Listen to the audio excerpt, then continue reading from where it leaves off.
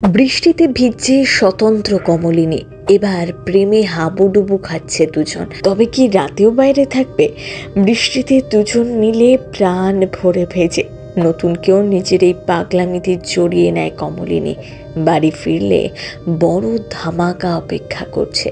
কি হতে চলেছে আগামী পর্বে জানুন টিভির আগে। কমলিনী তার শাশুড়িকে জানিয়ে দেয়, আগে তার শাশুড়ির জন্য যতটা মায়া দয়া মমতা ছিল এখন আর কিছুই নেই। তিনি যখন শুধু তার ছেলের কথাই ভাবছে, একবার কমলিনীর কথা ভাবছে না, তখন কমলিনীরও কোনো দায় নেই তার কথা ভাবার। সাথে কমলিনী এটাও জানিয়ে দেয়, যদি এভাবেই চলতে থাকে কমলিনী কোর্টে একটা মামলা করবে, তাই সকলে যেন সাবধানে থাকে। এই বলে বাড়ি থেকে বেরিয়ে যায় কমলিনী।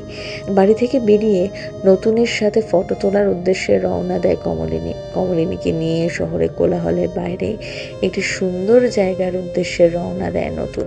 যাতায়াতের পথে একে অপরের সাথে মনের সমস্ত কথা ভাগ করে নেয়।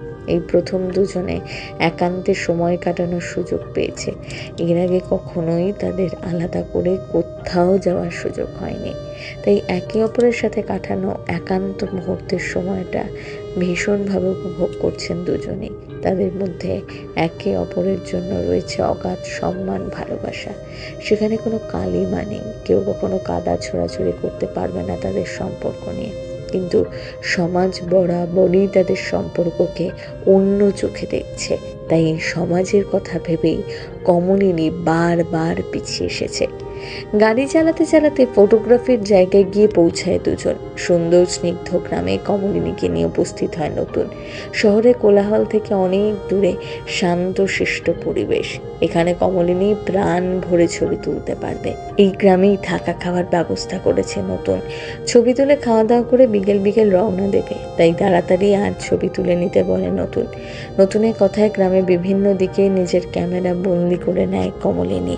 সাথে একান্তে নিজেদের মুহূর্ত উপভোগ করতে থাকে। কমলিনীকে মনের নানান কথা জানায় নতুন, যেগুলো এর আগে কখনোই জানাতে পারেননি।